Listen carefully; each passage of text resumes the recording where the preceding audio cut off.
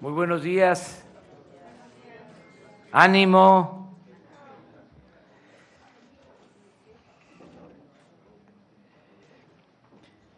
Nos da mucho gusto estar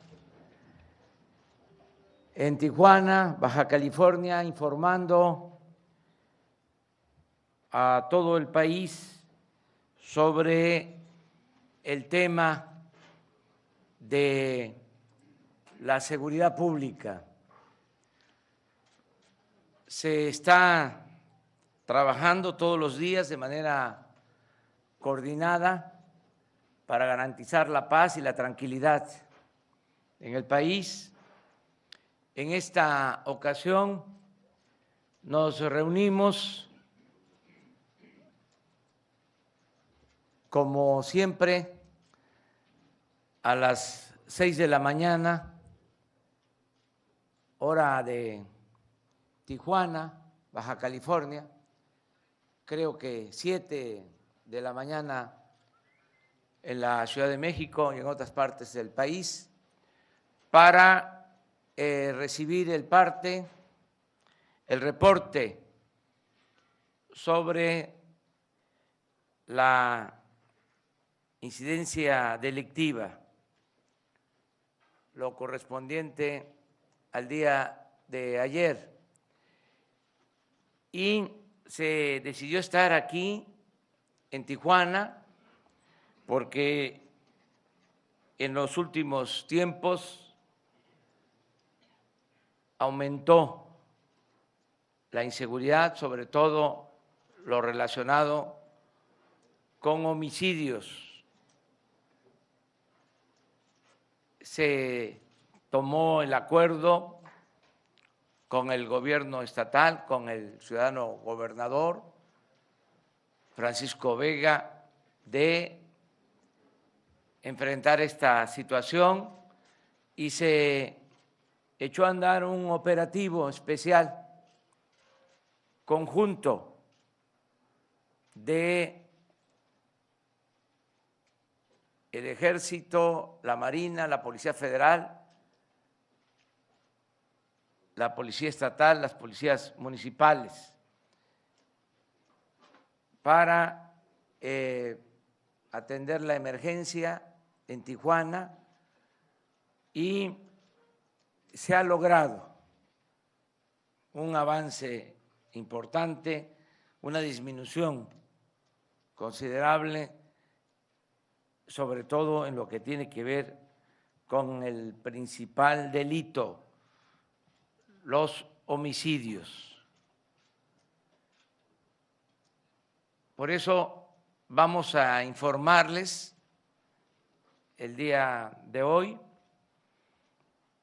Quiero que el secretario de la Defensa, el general Luis Crescencio Sandoval, les informe sobre este plan, sobre esta estrategia, y cuando se desahogue el tema, cuando terminemos de informar sobre este asunto, si les parece, abrimos la sesión de preguntas y respuestas, por si hay algo que tengan ustedes que preguntar. A lo mejor hay algún tema.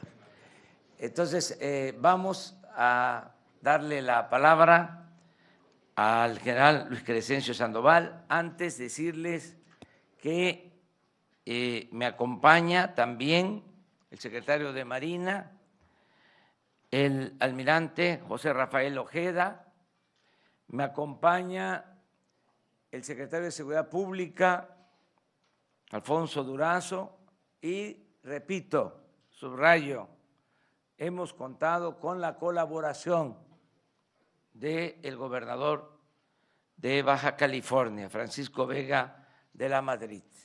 Estamos trabajando de manera conjunta, en forma coordinada. Entonces, le pido al general secretario que nos informe sobre este plan, sobre este operativo que se aplicó en Tijuana, en Baja California.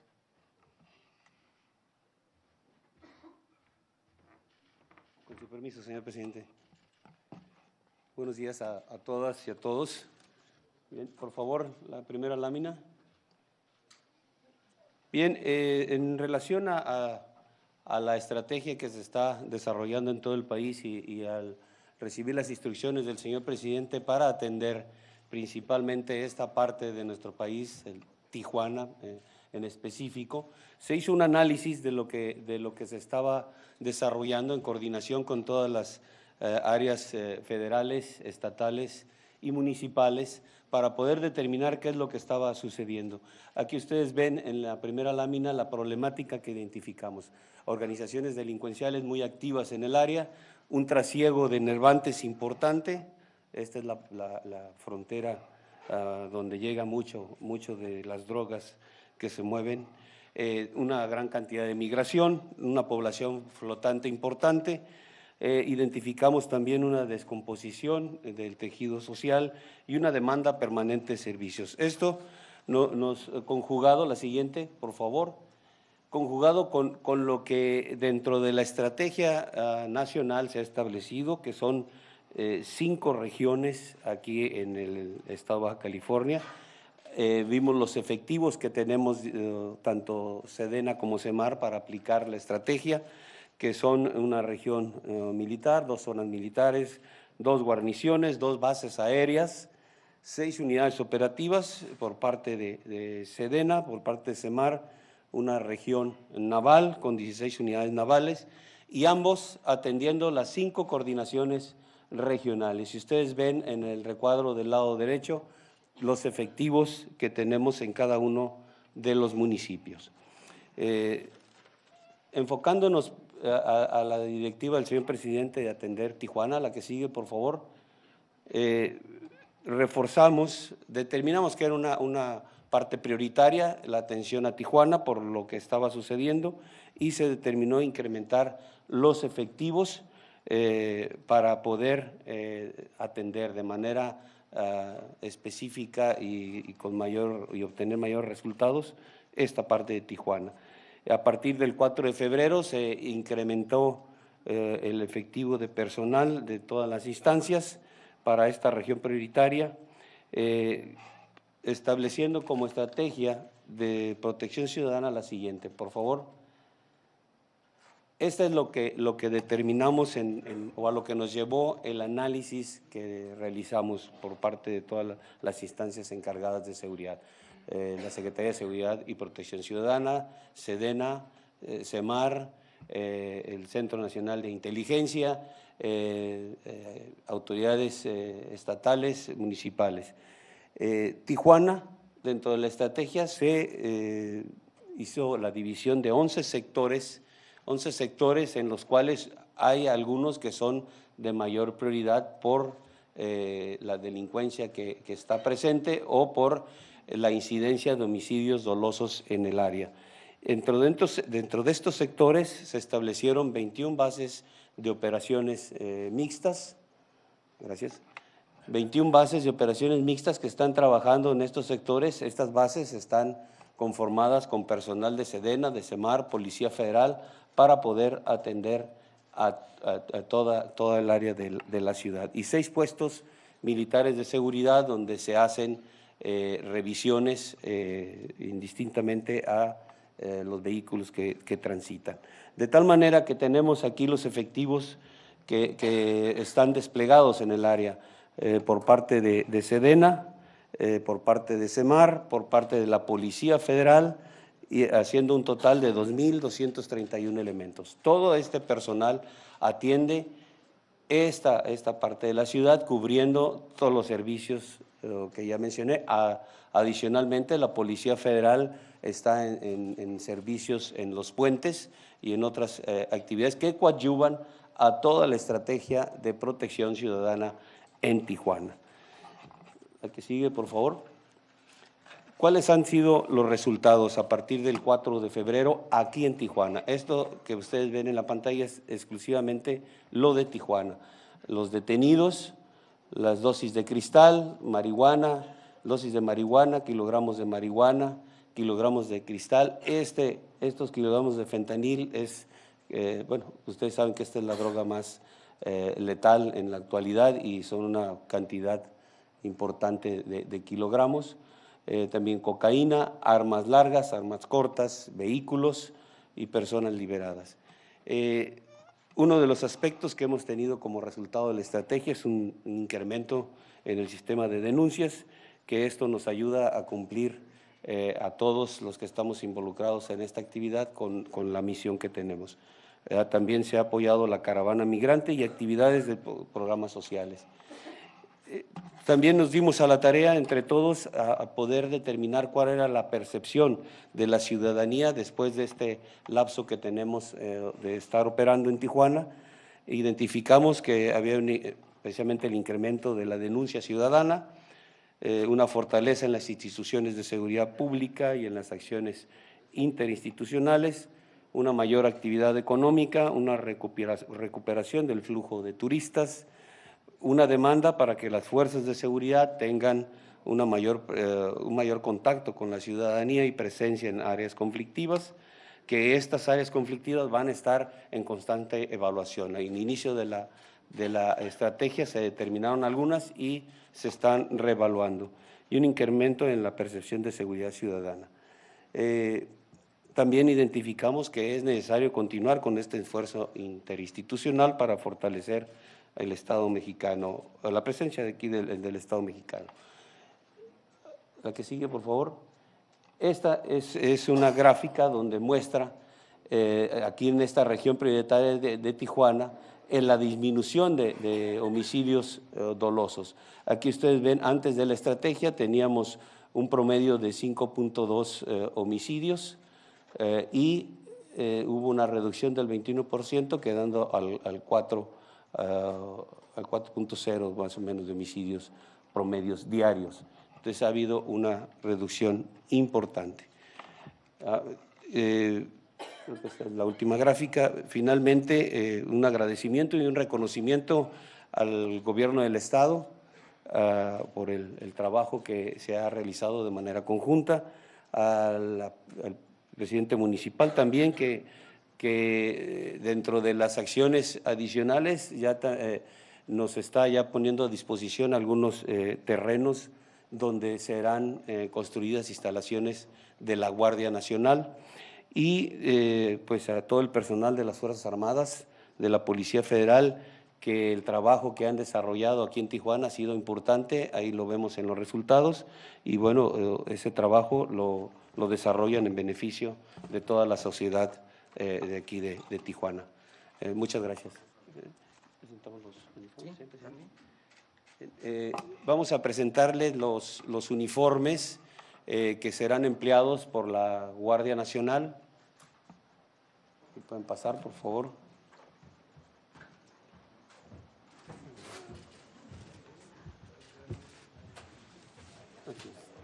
Esos son los uniformes que serán empleados por el personal que integrará la Guardia Nacional. Aquí a mi derecha están los uniformes de campo que será utilizado por el personal precisamente que está desplegado en las coordinaciones regionales que tenemos activadas en la actualidad, con sus logotipos, su brazalete donde estará determinado el nombre de la fuerza, Guardia Nacional. Regrese a su posición. Y del mi lado izquierdo es el uniforme de proximidad, un uniforme que estará empleando el personal de la fuerza para estar precisamente en contacto con la sociedad, llevando a cabo toda la actividad policial que así lo amerite, ¿no? Quiero mencionar que este uniforme es totalmente confeccionado en FABE Sedena. No tenemos la necesidad de adquirir ningún tipo de implemento para el uniforme, todo se fabrica en nuestras fábricas de vestuario. Solamente adquirimos la materia prima para producirlos. En el caso de los uniformes de proximidad tendrán adicional una chamarra para poder cubrirse de las inclemencias del tiempo y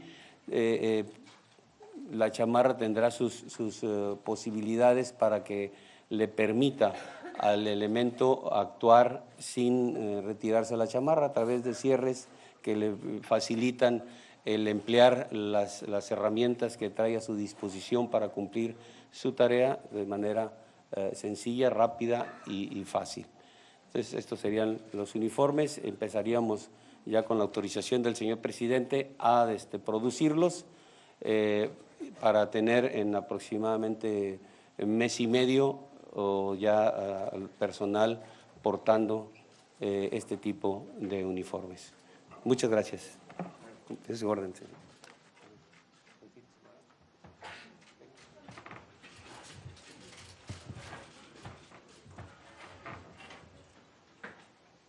Bueno, si les parece, terminamos sobre el tema de seguridad y pasamos a la segunda parte. Entonces, si hay preguntas sobre este tema. Sí, sí.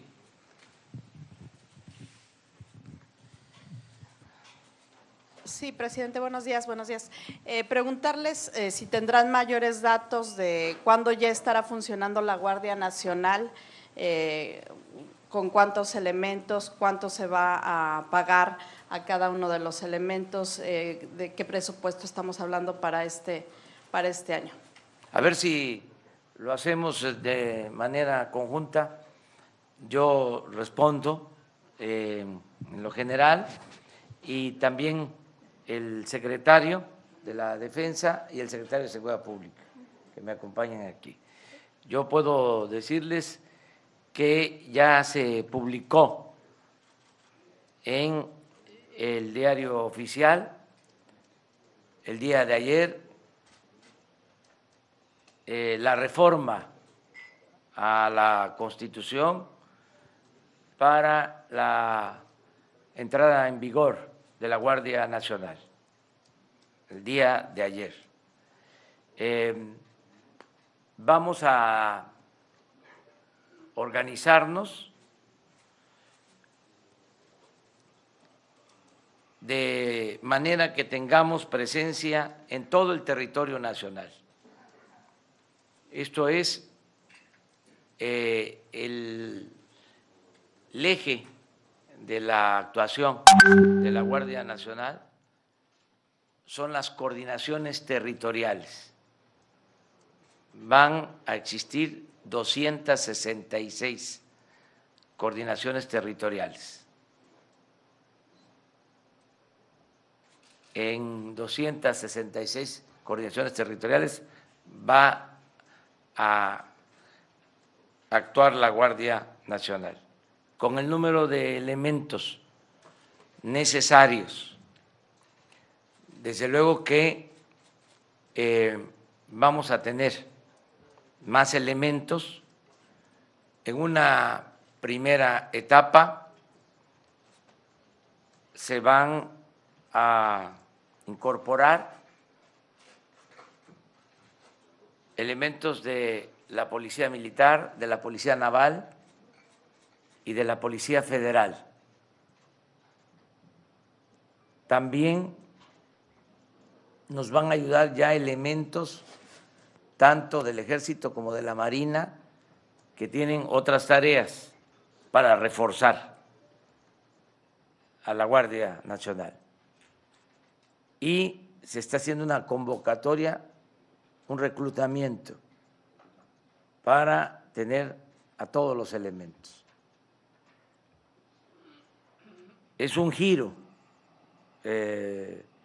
importante porque ahora lo central, lo estratégico va a ser garantizar la seguridad pública. No lo era, aunque parezca increíble. Ahora lo más importante va a ser garantizar la seguridad pública. y estamos contando con el apoyo de las instituciones de la Secretaría de Marina, de la Secretaría de la Defensa, de la Policía Federal, acerca de las prestaciones laborales de los elementos que van a integrar la Guardia Nacional. Les diría que van a tener buenos sueldos y todas las prestaciones que tienen en la actualidad tanto marinos como soldados. En lo general. Pero puede ser que falte información y le pido a Alfonso Durazo y al general Luis Crescencio Sandoval que pasen y que terminen con esto. Yo nada más le preguntaría a usted, ¿en cuánto tiempo usted prevé que ya pueda haber resultados, que la ciudadanía sienta un Yo cambio? creo que vamos a tener ya bien consolidadas alrededor de 150 coordinaciones de las 266 a más tardar en 3 meses, porque ya se ha avanzado, pero nos faltan elementos. No está de más recordar de que con el marco legal que prevalecía, el Ejército y la Marina no podían hacer labores de seguridad pública. Entonces, ahora se va a contar con elementos del Ejército, de la Marina, para la seguridad pública. Se tenía nada más a la Policía Federal. Yo les he dicho varias veces, efectivos, 10,000 elementos para todo el país. He venido reiterando que solo el gobierno federal, para cuidar sus instalaciones, contrata servicios de policías privados de alrededor de 50,000 elementos. Y para la seguridad pública, para cuidar a la gente, se tenían 10,000 elementos. ¿Qué fue lo que sucedió? Se usaba al Ejército, se usaba a la Marina para operativos especiales vinculados sobre todo a el combate al narcotráfico, pero no a la seguridad pública. Entonces, lo que a nosotros nos importa, nos interesa, es nuestra obligación, es garantizar que no asesinen a la gente, que no secuestren a nadie, que no haya robo en casas habitación, que no haya robo en la calle, que haya paz, que haya tranquilidad. Eso es lo más importante, la seguridad pública.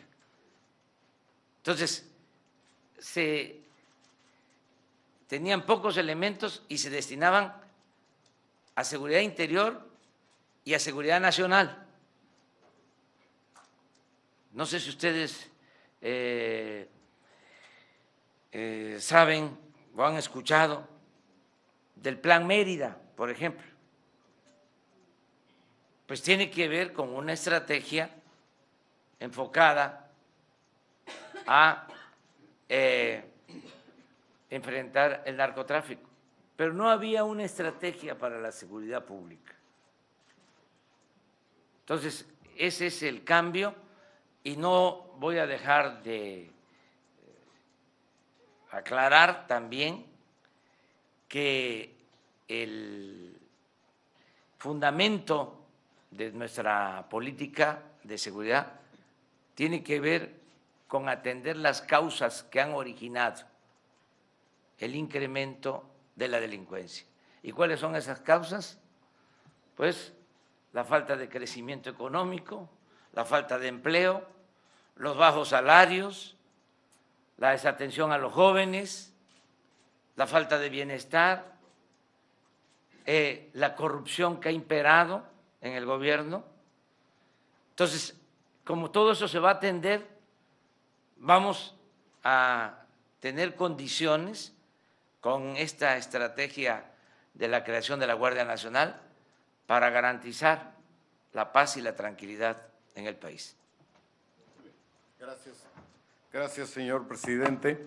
Bueno, hoy se presentaron los uniformes, pero les comparto a ustedes que estamos avanzando de manera simultánea, en paralelo, en todos aquellos rubros para crear la Guardia Nacional. Es decir, no estamos esperando terminar un proceso, por ejemplo, el legislativo, que es imprescindible.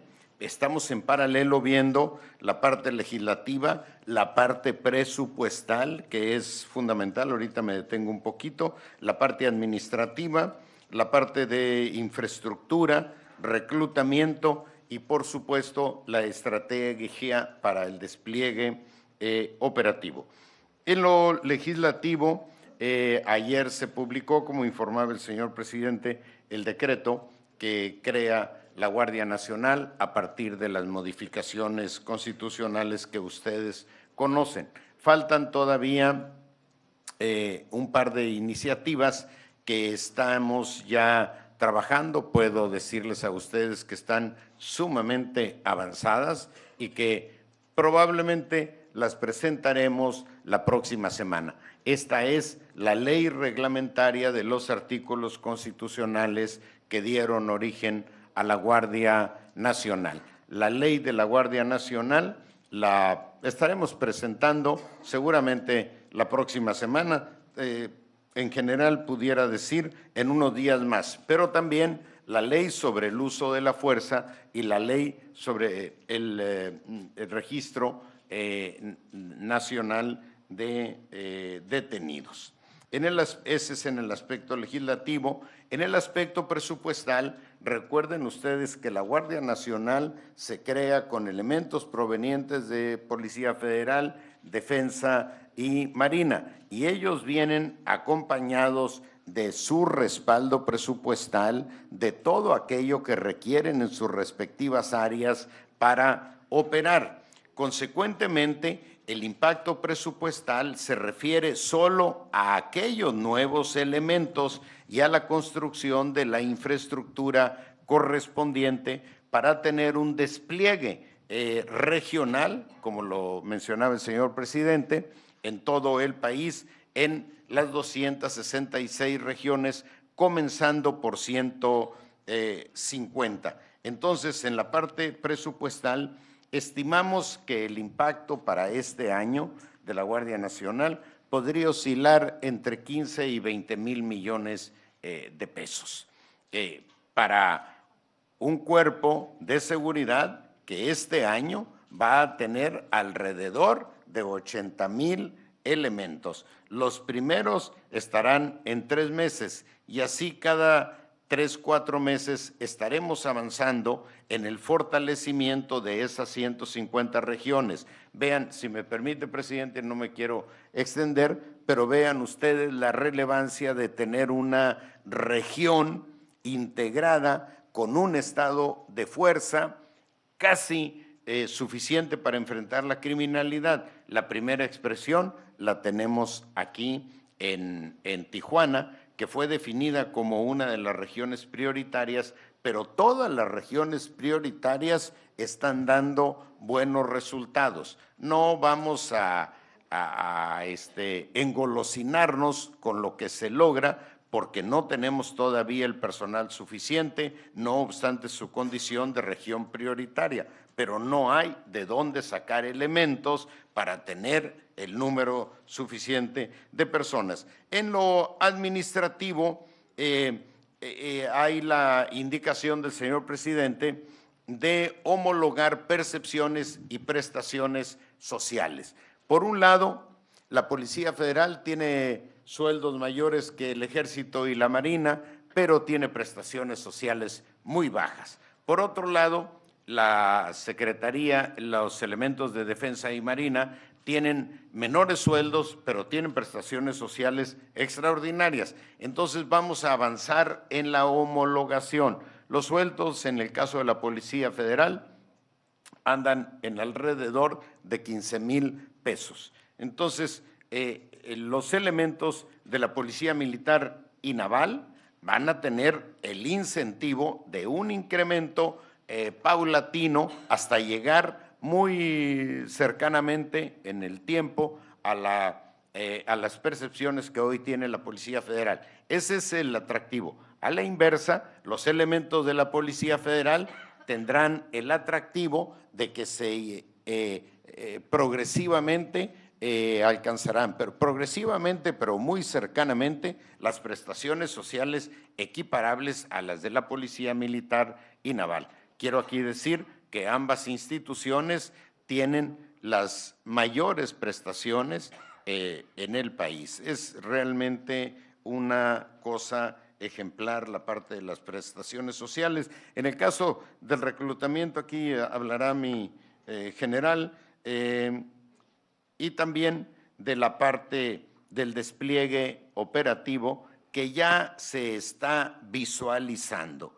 Todo se está visualizando. Por ejemplo, el tema de la infraestructura en las regiones. Mencionaba aquí mi general que el presidente municipal ya tiene una propuesta de terreno donde se van a construir las instalaciones, pero eso, como les decía, lo estamos viendo en paralelo y pudiera adelantarles que prácticamente en todas las regiones del país donde se va a destacamentar los elementos de la Guardia Nacional, tenemos o terreno o instalaciones completas. Por ejemplo, en el caso de Michoacán, hay 13 regiones, pero en 10 de ellas ya tenemos las instalaciones completas, aportadas por el gobierno del Estado. Y así en cada una de las regiones. Dejo aquí con la palabra a mi estimado general secretario para el tema de reclutamiento y la parte operativa. Gracias, señor presidente. Gracias, con permiso. Bien, en el tema de reclutamiento, tanto la Secretaría de Marina como la Secretaría de la Defensa ya tenemos establecidos los módulos de reclutamiento para este año, que en total, entre ambas fuerzas, será aproximadamente 21,000 hombres que se causarán alta en esta nueva organización para poder iniciar el proceso de capacitación, de adiestramiento, que nos llevará 3 meses aproximadamente en un adiestramiento básico, o ya para darle esa disciplina, esos valores que necesitamos dentro de la institución para operar, y posterior a esos 3 meses será un proceso de 4 o 5 meses de un adiestramiento ya especializado en el ámbito de seguridad pública, para tener en un tiempo de 7 o 8 meses a los elementos ya listos para incorporarse a la Guardia Nacional. El presupuesto para esta actividad ya lo tenemos asignado a ambas dependencias para poder desarrollar esta actividad, que la vamos a llevar a cabo en todo el territorio nacional, con equipos reforzados en este ámbito del reclutamiento para dar con rapidez de alta a todo el personal de nuevo ingreso y poder cumplir con los objetivos establecidos para este año en la integración de la Guardia Nacional. En relación al despliegue, como ya se mencionó, las 150 coordinaciones que tenemos ahorita desplegadas para este año, con esos efectivos se irán integrando las coordinaciones regionales, que ya en la cual existe ya un despliegue y como ya lo mencionó el señor presidente, también dentro de esta actividad de las coordinaciones, pues entrará el Ejército como Fuerza Armada a colaborar con actividades de seguridad pública para poder incrementar el número de personal dedicado al ámbito de la seguridad pública. Sedena y Semar con sus efectivos también apoyando esta parte, adicional a lo que serían los efectivos de la Guardia Nacional, que como ya se menciona es Policía Militar, Policía Naval y Policía Federal.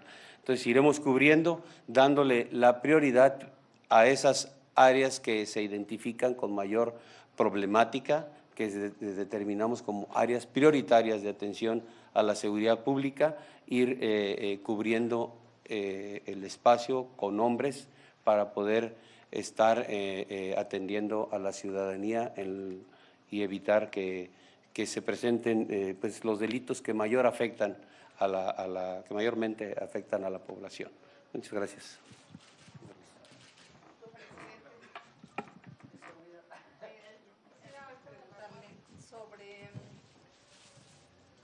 Y aprovechando que están aquí los secretarios de Seguridad y de la Defensa también, en el ámbito de las armas, del tipo de armamento que estarían considerando necesario que contara la Guardia Nacional, dado que esto es algo de lo que se va a establecer en estas normas que están, entiendo, por presentarse, me gustaría que el secretario de Seguridad y de la Defensa nos pudieran especificar, porque se enfrentan, aunque no sea su prioridad, digamos, el asunto del crimen organizado, pero tendrán que enfrentarlo.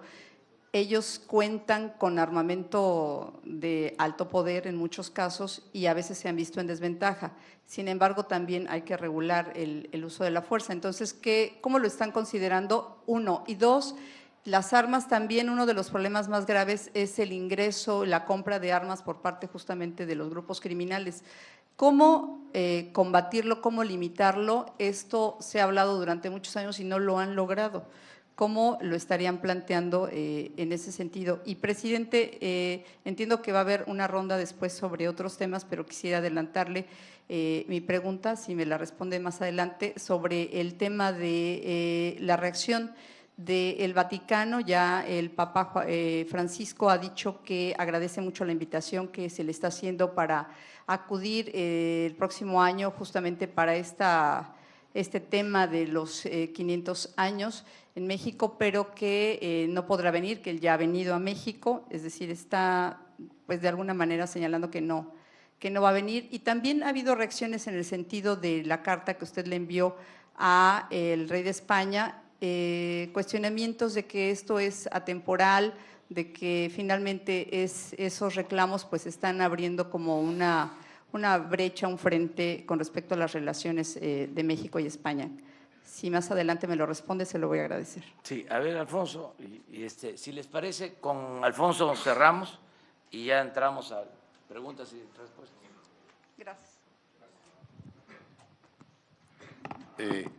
Informaba a ustedes que está en proceso de conclusión la elaboración de la ley de la Guardia Nacional. Uno de los apartados de esta ley es precisamente todo lo que tiene que ver con armamento. Estamos en una evaluación de del marco jurídico internacional que impone algunas restricciones para el uso de determinado armamento para tareas de seguridad y en zonas urbanas. Yo me reservaría este tema para que lo tengamos debidamente concluido. La otra parte de los grupos criminales y la compra de armas, hay un planteamiento al señor secretario de Relaciones Exteriores que hizo el Gabinete de Seguridad hace un par de días, precisamente sobre la necesidad de fortalecer el tema de la venta de armas en la frontera, controlar a quién se vende, evitar lo que se llama la compra paja de armas, que es la compra a través de terceros que no tienen antecedentes criminales, pero que en realidad la compra está promovida por personas que tienen antecedentes. Y la otra, regular con mayor rigor la compra en volumen de armamento. Llevar a cabo un registro, actualmente se hace en la frontera con Estados Unidos, sino promover que este registro se pueda hacer a nivel nacional, porque cuando se compran ahora o se compraban armas en volumen, ahora ya no es posible en la zona fronteriza, pero en los estados de la Unión Americana que no son fronterizos, bueno, pues se está dando esta venta, así es que, y finalmente fortalecer el tráfico de armas tanto del norte hacia el sur, en la parte que corresponde al gobierno americano, pero particularmente asumir nosotros la responsabilidad de fortalecer el combate al contrabando en todos los puntos de acceso a nuestro país. Gracias. Una pregunta nada más, si nos puede precisar. Están reportando que disminuyó el 21% los delitos que se cometen en Tijuana. Sí. Entonces, hoy por hoy, ¿cuántos homicidios dolosos están cometiendo en Tijuana? Y nada más, un dato ahí que me brincó, las 150 coordinaciones territoriales ya van a estar funcionando y operando, es decir, a finales de 2019. Si me permite, presidente. Sí, efectivamente, el número de delitos ha disminuido, particularmente el de los homicidios aquí en Tijuana. Antes de que iniciara la estrategia de la definición de regiones prioritarias, hubo un día en que en Tijuana se cometieron en un solo día 21 homicidios. Ese día el señor presidente tomó la decisión de aplicar la estrategia, la calificación de región prioritaria, y hemos tenido días en los que Tijuana prácticamente no aparece en la estadística de homicidios. Hemos llegado a tener varios días con solo 2 homicidios. No significa que esto sea satisfactorio, significa que estadísticamente, cuando lo comparas, es valorable esa baja que se ha logrado. El día de ayer fueron 7 homicidios, es una cifra muy alta, pero comparativamente baja. Aquí se presentó la gráfica, la presentó mi general, y si la tienen ahí a la mano, la repetimos para que vean que efectivamente hay un quiebre. Hay un quiebre. Si esto es satisfactorio, por supuesto que no. Vamos a sentirnos satisfechos de los resultados en materia de seguridad el día que no tengamos que preocuparnos por la estadística de incidencia criminal. Ese día significará que hemos avanzado lo suficiente en materia de combate a la inseguridad. Y las 150 regiones efectivamente ya están operando. Ya están operando con algunas limitaciones porque no tenemos el personal suficiente para fortalecerlas como hemos fortalecido Tijuana. Por ejemplo, la Guardia Nacional nos va a dar esos recursos humanos adicionales que son imprescindibles para desplegar en cada región un estado de fuerza permanente con la capacidad para enfrentar exitosamente a la criminalidad en esa región. ¿Qué pasa ahora? Llevamos a una región prioritaria, perdón por la extensión, presidente, llegamos a una región prioritaria, fortalecemos la capacidad del estado de fuerza y viene un desplazamiento de los criminales hacia la zona periférica. Cuando todas las regiones estén funcionando, no habrá posibilidades de que el crimen se desplace en el ya famoso o llamado el efecto cucaracha. Nada de eso. Cada una de las regiones va a tener su capacidad operativa para contener, acotar y evitar que cuando en una región se trabaja contra la inseguridad, venga un desplazamiento o bien en términos regionales o bien en términos de actividades criminales. Por ejemplo, aquí en Tijuana hay 2,000 elementos. Aquí en Tijuana se desplegaron, ese día que hubo 21 homicidios, se desplegaron más de 2,000 elementos. Sí. Estos se van a quedar con la Guardia Nacional. ¿Va a aumentar en Tijuana más allá de los 2,000 que entiendo se quedaron permanentes? Sí. Los elementos desplegados tienen un carácter permanente. Esa es una de las grandes diferencias en la estrategia actual y la anterior. Anteriormente se actuaba sobre la base de operativos. Vienen 1,000 o 2,000 elementos a una región donde había un problema.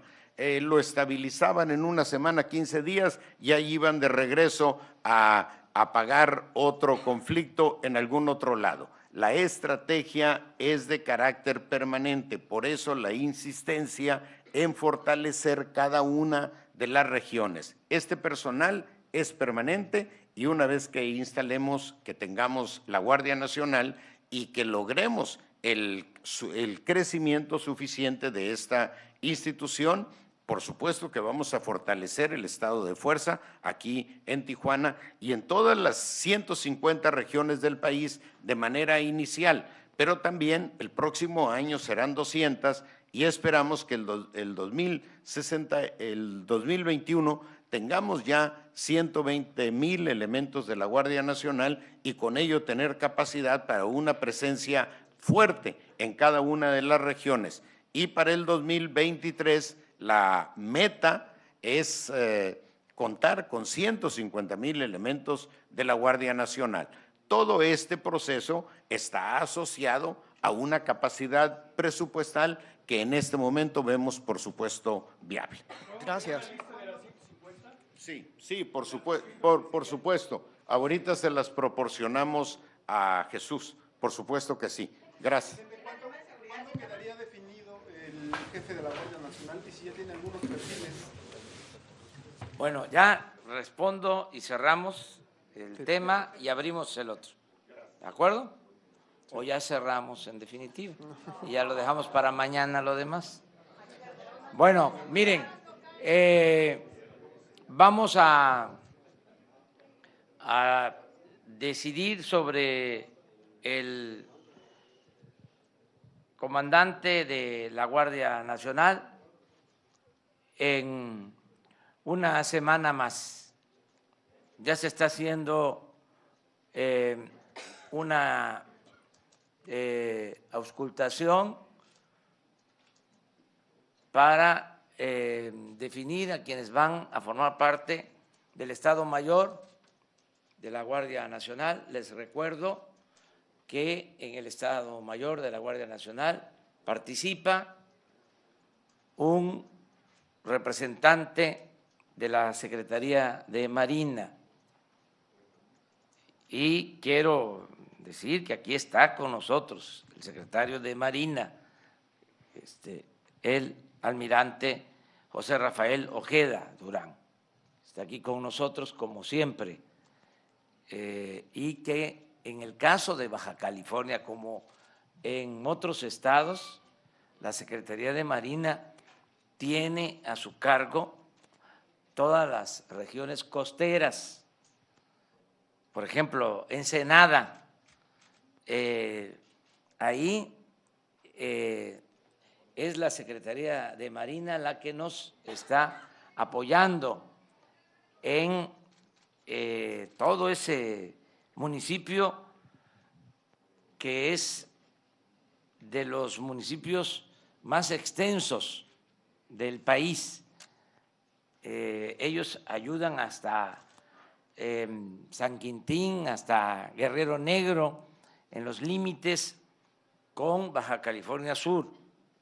Entonces, va a haber un representante de la Secretaría de Marina en el Estado Mayor de la Guardia Nacional, un representante de la Secretaría de la Defensa y un representante de la Secretaría de Seguridad Pública, en particular de la Policía Federal, como Estado Mayor, y un comandante jefe de la Guardia Nacional.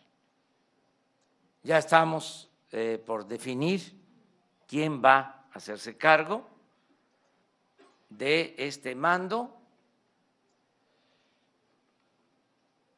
Lo vamos a tener resuelto, repito, en una semana, en 10 días, cuando mucho. Se les va a presentar a ustedes, a los 4 elementos, en una reunión, en un diálogo circular como este, se va a presentar. El perfil, pues, tiene que ser una gente íntegra, con experiencia, que tenga una trayectoria limpia, de inobjetable honestidad. Eso es básicamente. Puede ser un militar en activo, no se descarta. Muy bien, entonces cerramos lo de seguridad, vamos a lo general. Miren, contestando la pregunta de Carmen, se generó polémica porque dimos a conocer que envié 2 cartas, una al rey de España, otra al Papa Francisco, para invitarlos en forma respetuosa a que la corona española y la Iglesia Católica reconocieran de abusos que se cometieron durante la conquista, durante los 3 siglos de dominación colonial, porque en el 2021 vamos a conmemorar 500 años de la toma de Tenochtitlán y 200 años de nuestra independencia. Entonces, consideramos, sin ánimo de confrontación, que es conveniente ofrecer disculpas a los pueblos originarios, porque indudablemente se cometieron abusos.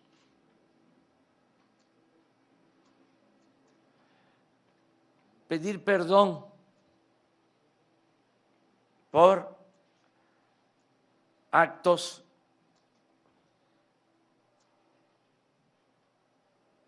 autoritarios que se llevaron a cabo y que son conocidos de dominio público, que nosotros también hagamos lo propio, en mi caso como representante del Estado mexicano, pedir perdón por el exterminio del pueblo yaqui, porque fue criminal, fue horroroso las deportaciones de los yaquis al sureste del país, el trato que se les dio, la represión a mayos, la represión a los mayas y también la persecución, el asesinato a los migrantes chinos durante el Porfiriato, en la propia Revolución Mexicana. Entonces, es ofrecer disculpas, pedir perdón para hermanarnos y reconciliarnos Ese es el planteamiento. ¿O es mucho pedir? Pues no voy a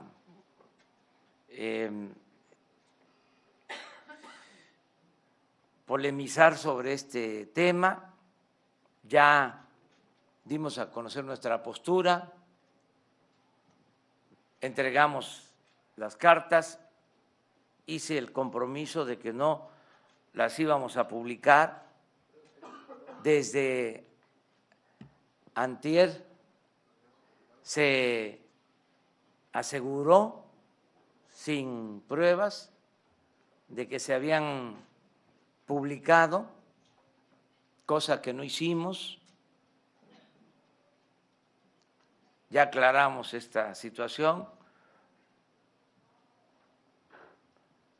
Ayer tengo la información de que se publicó una especie de borrador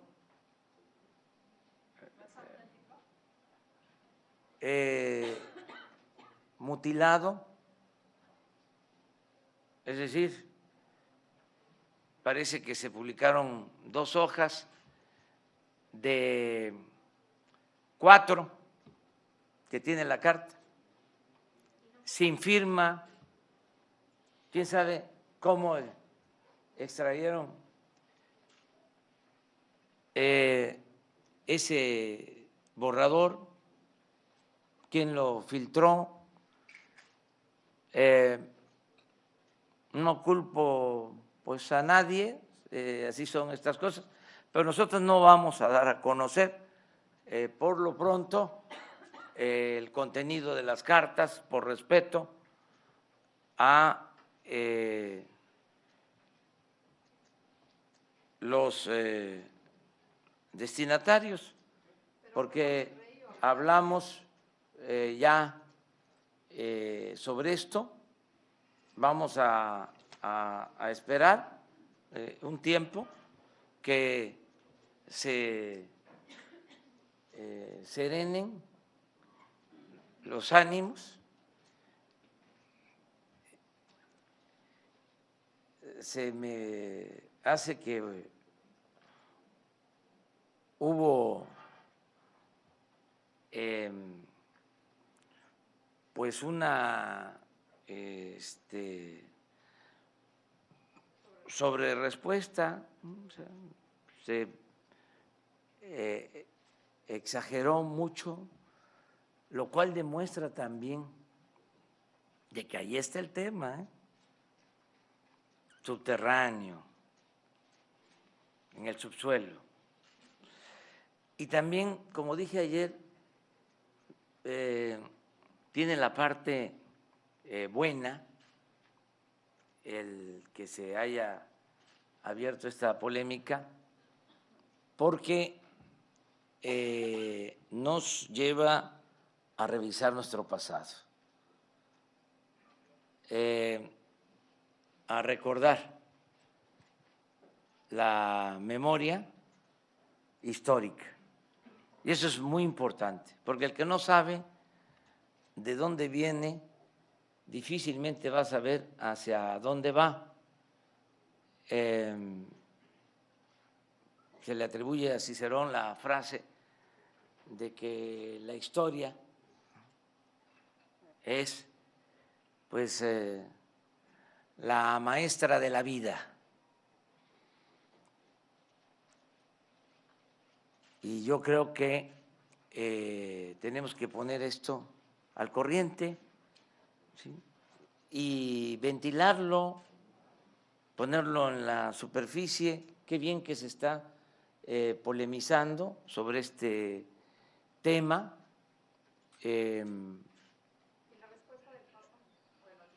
Pues la respuesta del Vaticano la vamos a analizar. No conozco sobre lo de la no visita del Papa, no sabía de eso. Él siempre va a ser bienvenido a México. Ya él pidió perdón en Bolivia. Lo que le estamos solicitando es lo mismo a los pueblos originarios de México, pero siempre va a haber una actitud respetuosa para con el Papa y para con el rey y los gobernantes extranjeros. No vamos nosotros a pelearnos, tenemos que atender este asunto. A ver, yo les pregunto a ustedes, ¿vamos a celebrar los 500 años? O sea, se celebra una conquista, se celebra una intervención. ¿Por qué no se hace una relatoría de hechos? Repito, se ofrece disculpas a los pueblos originarios, no estamos pidiendo una indemnización, que nos devuelvan, ¿no?, recursos que se transfirieron, se trasladaron a Europa. No estamos pidiendo eso, es nada más aclarar lo que sucedió. Pues miren, Cortés, ¿sí?, ordenó el asesinato de Cuauhtémoc, allá en el municipio de Tenosique, en el estado de Tabasco. 1525. Los padres de nuestra patria, Hidalgo y Morelos, fueron excomulgados y son los padres de nuestra patria. Vamos a conmemorar los 200 años de independencia. Entonces, no es para confrontación, para encono, o qué, de plano vamos a olvidar ya nuestra historia. Esa es una característica del neoliberalismo. Acuérdense de que hay un autor famoso, el teórico de la política neoliberal, que habló del fin de la historia. Nosotros no podemos olvidar, o sea, se perdona, pero no se puede olvidar la historia de los pueblos. O sea, nosotros estamos promoviendo la cuarta transformación de la vida pública del país y tenemos como antecedentes las 3 transformaciones que han habido: la independencia, la reforma y la revolución. Entonces no podemos olvidar. Entonces ese es el tema. Es que pues estamos en los 500 años. Hace 2 días estuve en Tabasco porque ahí se enfrentó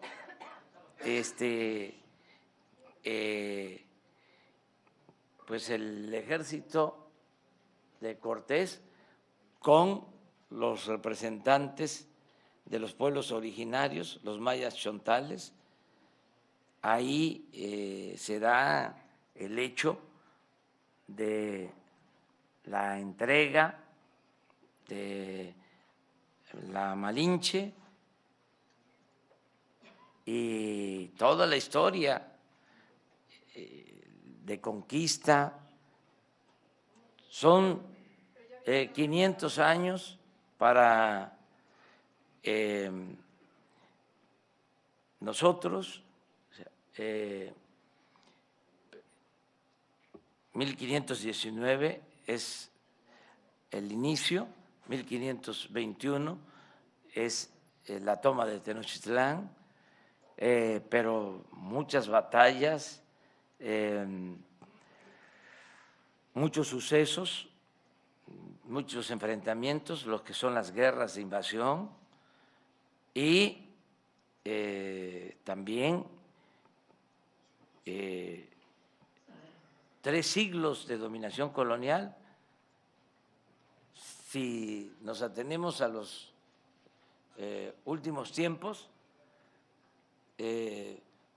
duró más la colonia, 300 años, que los 200 años que llevamos como república independiente. Entonces, ¿cómo olvidar eso?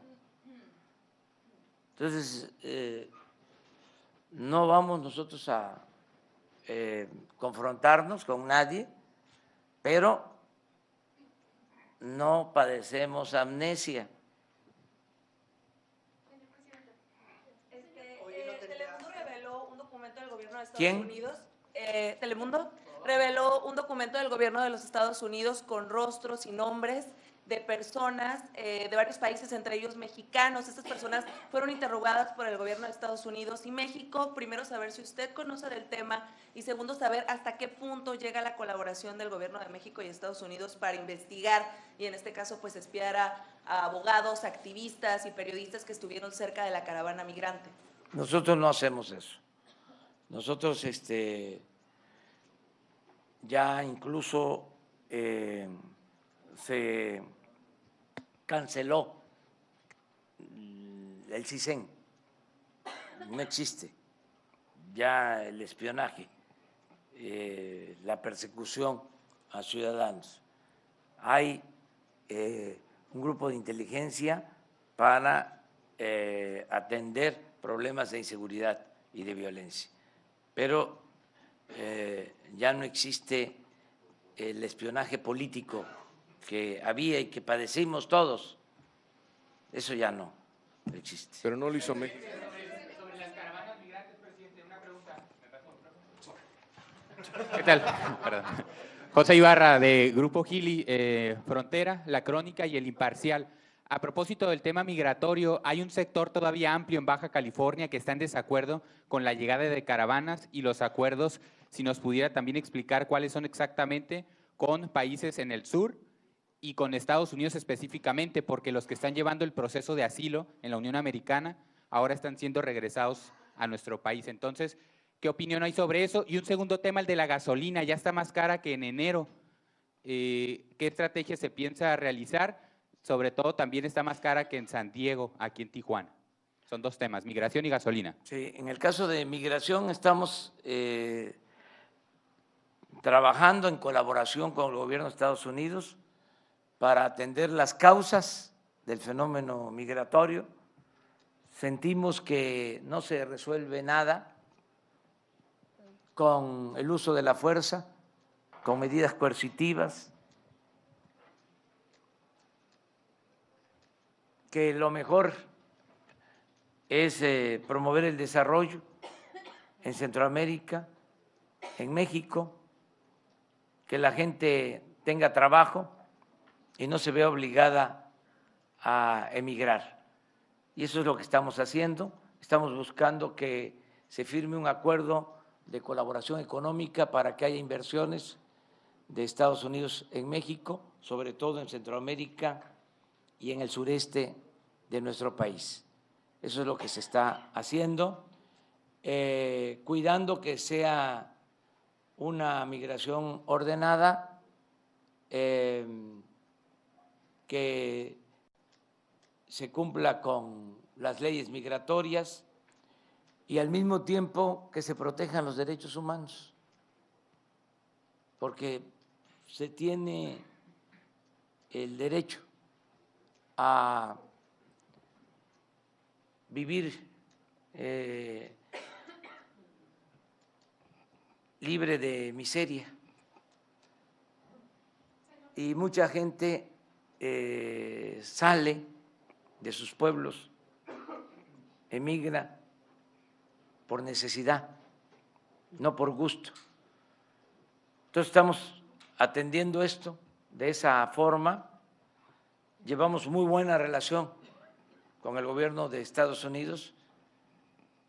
Vamos a procurar mantener muy buena relación con nuestros vecinos, una relación de respeto mutuo. No nos vamos a confrontar con el gobierno de Estados Unidos.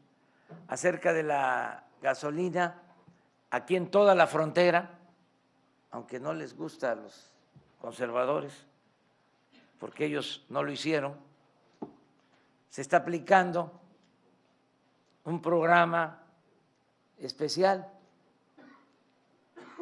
Hay una zona franca, libre, aquí en la frontera.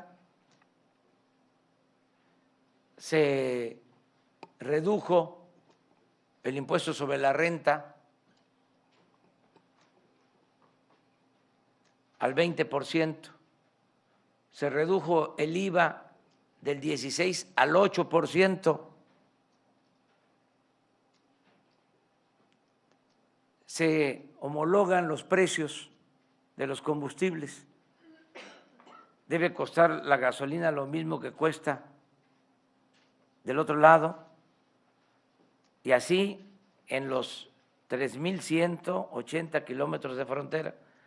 Hay veces que por el mecanismo que se está aplicando puede estar transitoriamente más cara la gasolina en México que en Estados Unidos, pero el acuerdo es, la instrucción clara es que cueste lo mismo que del otro lado. Y también, aunque no les gusta a los conservadores, lo tengo que decir, aquí en la frontera aumentó el salario mínimo al doble. ¿Saben desde cuándo no aumentaba el salario mínimo como ahora? Desde hace 36 años que se llevaba con la llamada política neoliberal o neoporfirista, 36 años sin aumento significativo del salario mínimo, como ahora, y ahí están los datos. Entonces, ayer que fuimos a San Luis Río Colorado y luego pasamos a comer a Mexicali, comida china, suculenta, comida china en Mexicali, en el Dragón, vamos a promoverlo.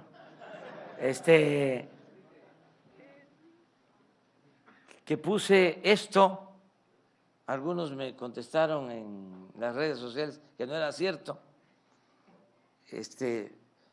porque los conservadores están molestos, o sea,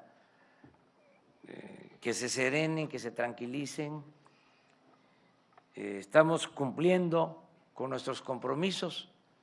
O sea, es importante que me pregunte sobre esto de la gasolina porque me da oportunidad de decir que llevamos muy poco tiempo en el gobierno y ya se está aplicando el plan para que mejoren las cosas en la frontera, independientemente del tema de seguridad. Justamente datos que me proporcionan indican que solo se han podido apegar en este decreto el 0.19% para ISR y el 2.1% para lo que es la reducción del IVA. Si usted considera que esto da cumplimiento a sus compromisos de campaña y si considera que el decreto es hasta el momento exitoso. Sí, porque ya comenzamos y cuesta, lo más importante de todo es la voluntad. ¿Cuánto tiempo se llevaron? Les cuento la historia, así rápido, rapidito. Sí. Había había, no, ese es contestar preguntas, pero contextualizando les puede ayudar. O sea, porque si no, nos vamos a la inmediatez. ¿Sí? Saben que había un trato especial en la frontera que duró mucho tiempo, desde el siglo XIX, después del Gran Zarpazo, luego que se mueve la frontera hasta el río Bravo, se establece una zona libre, una zona franca, y eso se mantiene hasta que llega Salinas de Gortari y lo quita. Y de Salinas para acá se mantiene una política de abandono a la zona fronteriza, al extremo de que en el gobierno pasado, porque si no tenemos estos antecedentes no vamos a comprender nada. ¿Sí? El gobierno pasado aumentó el IVA del 11 al 16%. Entonces, nosotros hicimos el compromiso que estamos cumpliendo de bajar el IVA del 16 al 8%, y esto no les gusta a los conservadores. Dicen, sí, pero todavía son muy poquitos los que reciben este estímulo. Pues está comenzando, pero somos gentes de palabra y los compromisos se cumplen. Puede ser que pase tiempo, porque es un mecanismo nuevo, y va a ayudar al 100% a toda la población, pero ya es legal que haya trámites que impiden que sea expedito. Ya se está haciendo una revisión, se está haciendo una evaluación para que fluya este apoyo. Pero que el conservadurismo no diga que es lo mismo o que no sirve, porque hay hasta un dirigente empresarial que debería estar contento en contra de esta medida que beneficia a empresarios, que beneficia a comerciantes, que beneficia a inversionistas y sobre todo que beneficia a consumidores. Pero como este señor, bueno, ustedes son mirones profesionales, ustedes van a hacer la investigación, yo doy los lineamientos generales. ¿No se refiere a Gustavo de Hoyos? Debería de estar aplaudiendo, como tiene propósitos políticos electorales y aquí en Baja California van a haber elecciones, está el ambiente un poco caliente, pero no nos metamos en eso. Nada más es para tener todos los antecedentes. Oiga, presidente, Enrique García, de Agencia Fronteriza de Noticias. El gobierno del estado se queja de que su crisis financiera, que está golpeando, entre otros sectores, al magisterio, es responsabilidad del gobierno que está en cabeza, del gobierno federal. Y el otro tema, ¿cuándo tendremos un programa de regularización de autos chocolates y precios sensibles para la importación de autos usados? Mire, nosotros llevamos muy buena relación con el ciudadano gobernador de Baja California. Ya lo dije y lo repito, y no nos vamos a confrontar, no nos vamos a pelear, se van a quedar con las ganas los que deseen eso. Acerca de la regularización de los vehículos que entran al país, se está atendiendo. Precisamente es un planteamiento del ciudadano gobernador, no solo por la regularización o los ingresos que puedan obtenerse de la regularización, sino porque en el caso de los delitos se utilizan vehículos irregulares. Entonces, no se tiene un control. Y es lo que plantea el ciudadano gobernador y estamos nosotros de acuerdo con eso. Se está analizando porque tenemos que buscar un equilibrio. Mucha gente adquiere estos carros por el precio, se ayudan, no podrían comprar carros nuevos, pero al mismo tiempo, con razón, los distribuidores pues se quejan, se oponen a que existan estos automóviles. Entonces tenemos que buscar un mecanismo, un acuerdo entre las partes. Ya hoy precisamente en la reunión de gabinete instruía al secretario de Seguridad Pública para que con el secretario de Hacienda, la secretaria de Economía, la directora del SAT, elaboren un plan y se pueda presentar. Eso es lo que puedo contestar. Usted ayer dijo que se iba a hacer un estudio sobre esa situación, pero el Instituto Estatal Electoral desechó y consideró improcedente una consulta, un plebiscito que un grupo de ciudadanos propusieron.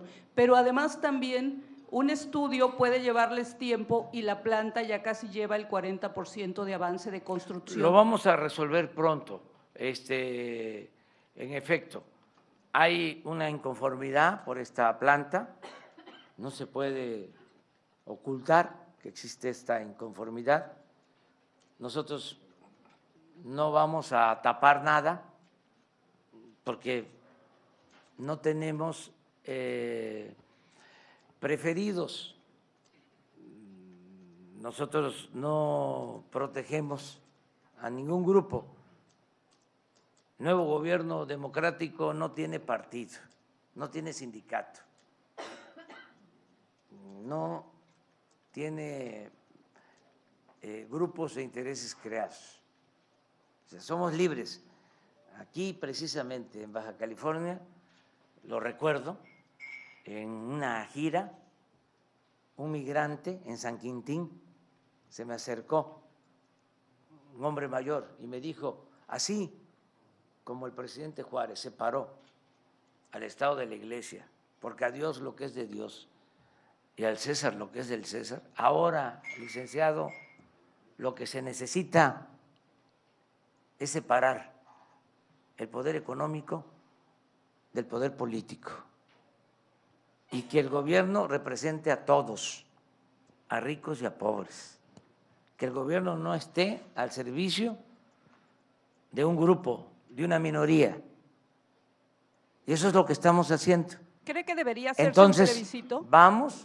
Vamos a hacer un estudio pronto, no va a tardar mucho tiempo, va a estar la Secretaría de Economía, la Secretaría del Medio Ambiente, me van a presentar un dictamen y lo vamos a dar a conocer. ¿Cuál es la postura del gobierno federal sobre este asunto? O sea, tomando en consideración todos los elementos que hay, la inversión, los empleos, si existe o no agua, el impacto al medio ambiente y resolver lo que mejor convenga. Presidente, sobre el agua había otra propuesta también de hacer la planta desaladora más grande de América Latina aquí en Tijuana. Esa planta deja una deuda, hereda una deuda durante 37 años al Estado. ¿El gobierno federal va a apoyar esta propuesta? Vamos a apoyar todo lo que tiene que ver con el abasto de agua, porque es una prioridad para Tijuana, para Baja California. Lo tenemos que hacer poco a poco, de acuerdo a los recursos disponibles. Sí vamos a contar con presupuesto porque se va a acabar con la corrupción. Es más, les puedo decir ya, así, de manera categórica, de que ya no hay corrupción tolerada en el gobierno. Pero era una Entonces, APP, presidente. esto ayuda mucho porque nos permite ahorrar. Lo que antes se robaban, ahora se usa para beneficio del pueblo. Entonces, vamos a tener recursos y se van a atender las demandas de los ciudadanos. En el caso del agua, lo vamos a hacer. Tenemos que resolver cómo atender el tiradero de obras que nos dejaron inconclusas. Nada más hospitales en el país. Hay 70 hospitales en proceso, inconclusos. Tenemos presas inconclusas.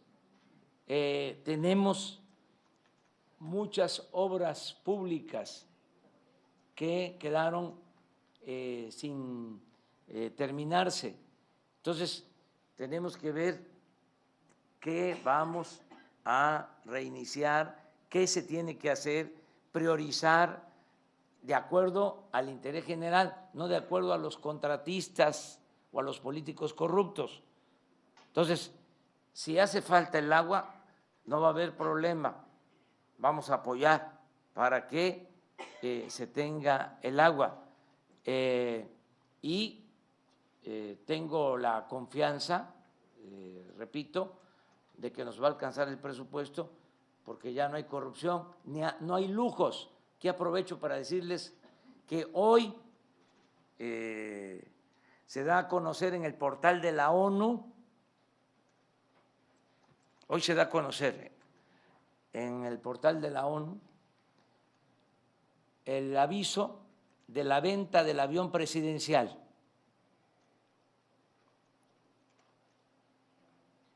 Ya está en California, en Estados Unidos, y se va a vender, y se van a vender alrededor de 70 aviones y helicópteros.